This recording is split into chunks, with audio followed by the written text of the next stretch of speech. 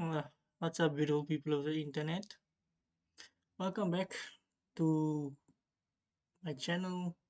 If you're watching this on YouTube, if you're watching this anywhere else, well, like the video, share the video, follow, subscribe, do all those things, please.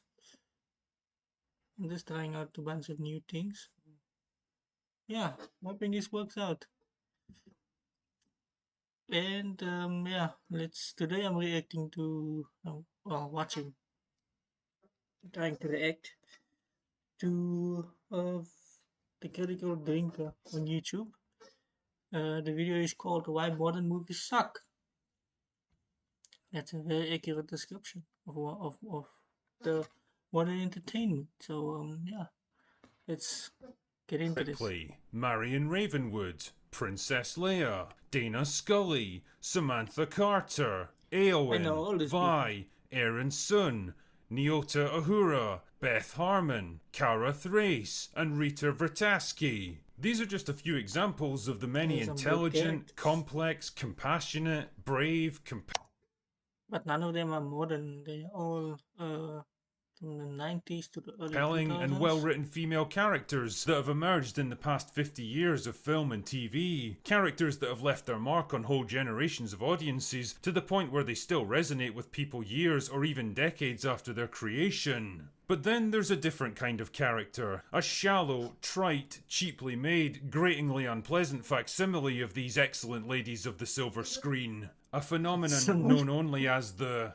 strong female character. Honestly, it seems like just about every character without a Y chromosome these days automatically has to be labelled as strong. It's one of the first words to come tumbling out of the mouths of the writers, actors, directors, and marketing departments whenever they're asked about it, and it's been overused to the point where it's become completely and totally meaningless. Just another expected buzzword in the endless corporate approved word salad that has to be sprinkled on every new This whole movie, this whole movie was a waste of time and a piece of crap. This whole movie, this Thor movie, was it Ragnarok? Yeah, fuck. Let me not say project anything. now.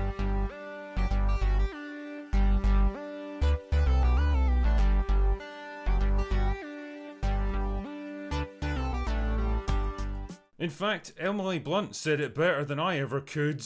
It's the worst thing ever when you open a script and read the words strong female leads. That makes me roll my eyes. I'm already out. I'm bored.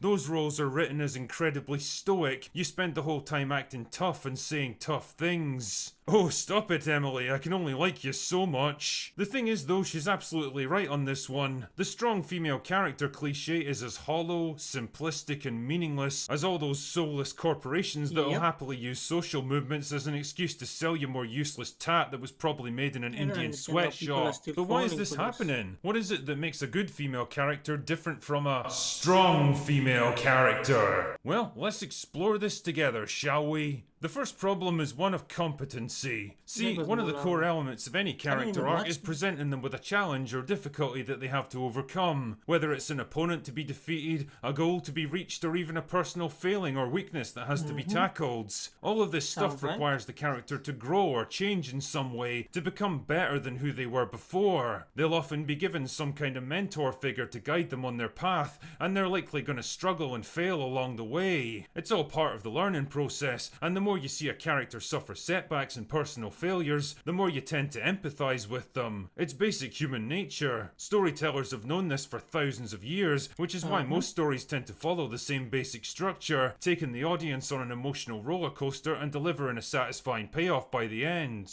But strong female characters don't work that way. A strong female character will almost always be supremely good at whatever she does, either succeeding right off the bat or teaching herself with minimal effort. They're generally not allowed to have older mentors to teach them things, especially not male ones, because that would send out the message that women need men to help them succeed.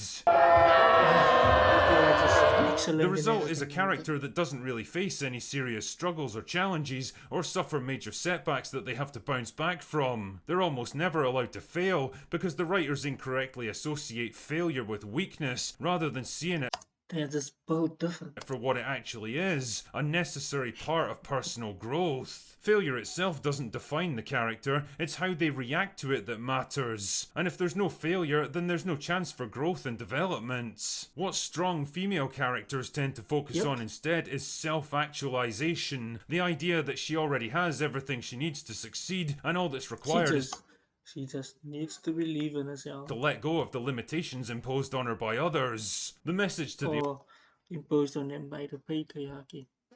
Isn't that what the Barbie movie was all about? The audience is simple. You're perfect the way you are, and it's the rest of the world that has to change. Nice one. Can't see that backfiring for people when they try to apply that to their real Why lives. did you Take insert Captain that Marvel big- forcefully removing the control chip that keeps her powers contained. It's a symbolic Forcefully. gesture of the strong, empowered woman throwing off the shackles imposed on her by society so that she can realize her true potential. It's a nice idea that probably had the writers patting themselves on the back, but the problem is that when you remove struggle, failure, weakness, and vulnerability, you don't leave the audience with a whole lot to empathize with. We don't need to Yep. feel invested in whether a Can't strong be female related. character is going to succeed because the writers give us no reason to question or doubt it. And what you end up with instead is an empty shell of a character with the superficial appearance of strength and empowerment, but nothing substantial or meaningful driving it. And it all just comes across as wish fulfillment, the desires and angst of the writers to see their character do the things they always wished they could do. And if you want an extreme example of this, just watch an episode of She-Hulk.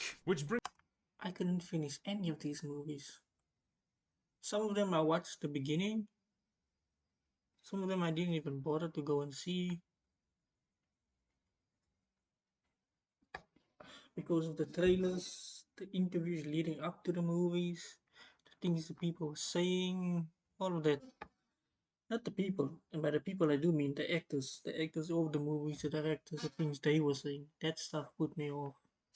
me along to my next point. Physical strength. One of the most tedious and embarrassing aspects of modern movies is what There are ways that women have to fight because they don't have the same strength as men or the same uh, characteristics as men. So they have to fight a little differently to make up for it by being more agile, uh, being harder to hit. Yeah, that's how women have to fight a different way because they can't physically overpower the villains in the movies. That's just not reality.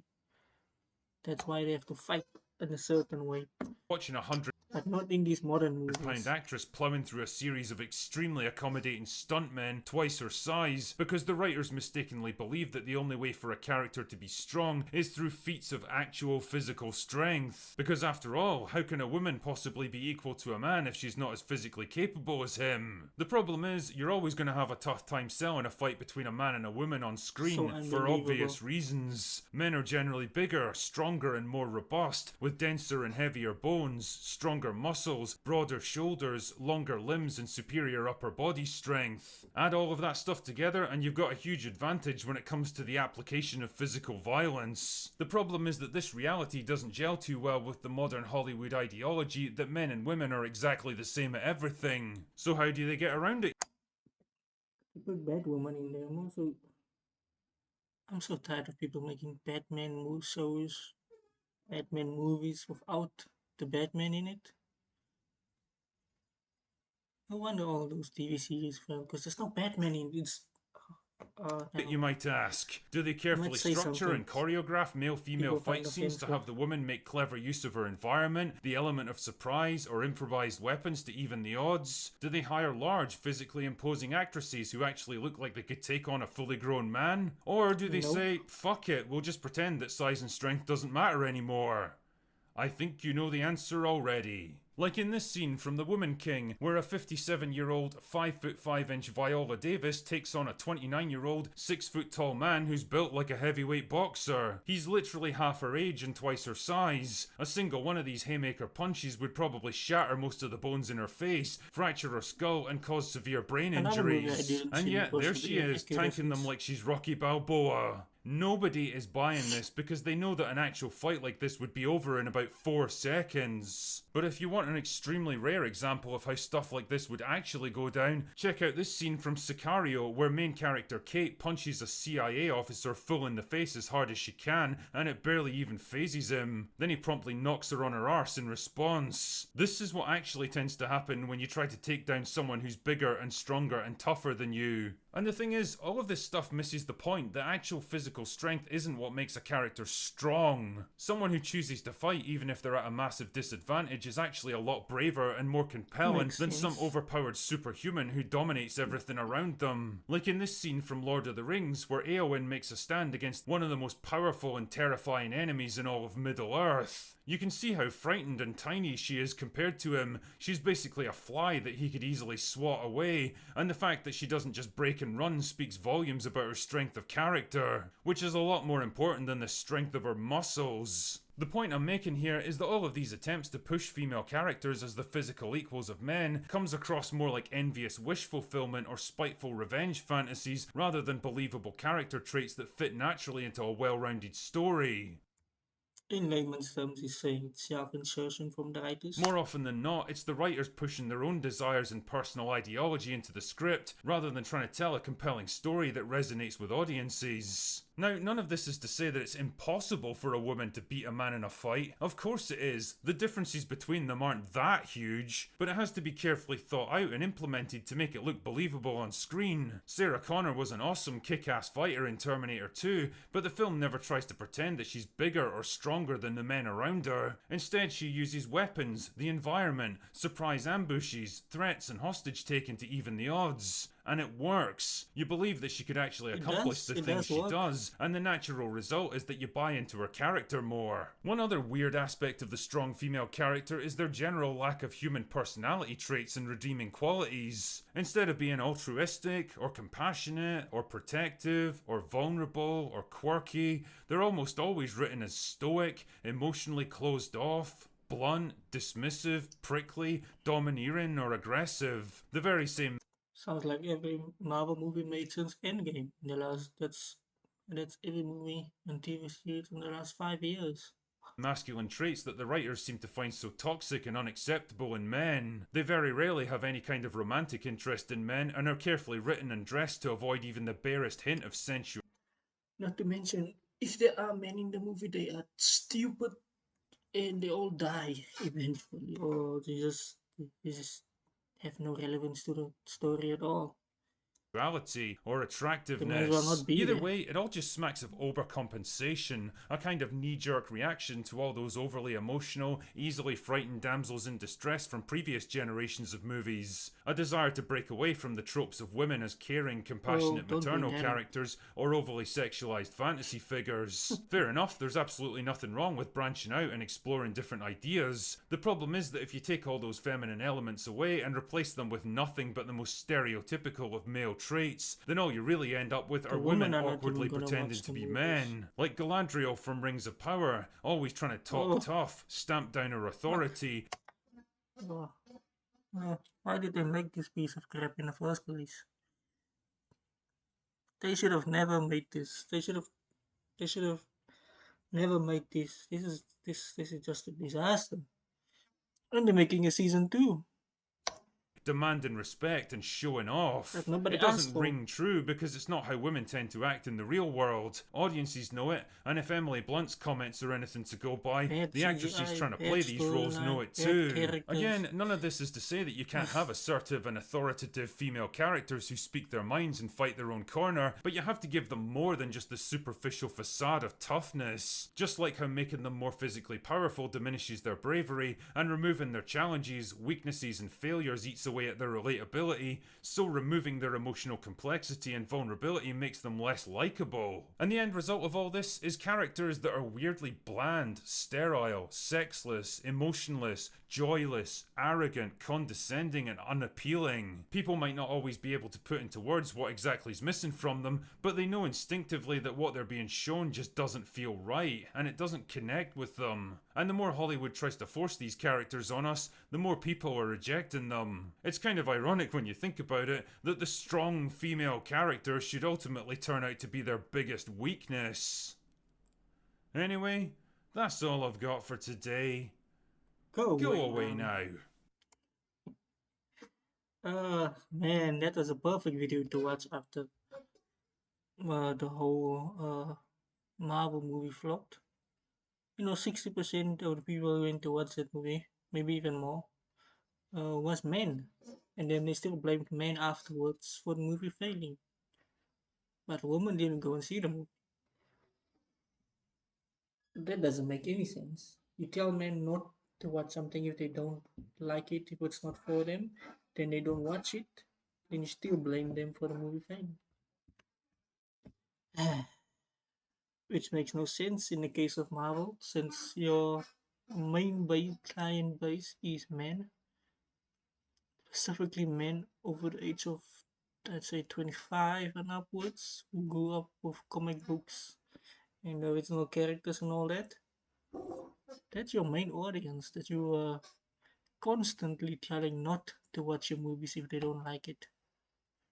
And then they don't watch it, and then you still blame them. That makes no sense. That's why the movie flopped. That's why all the movies have flopped so far. And this is a perfect description of why people are checking out of the movies. So yeah, go on to YouTube, support Critical Drinker. It's the original video. It's the original video creator. If you like this video and you see it on any of my channels or pages, please like, subscribe, share the video, comment down below your thoughts on the matter. And yeah, I'll see you next time, I hope.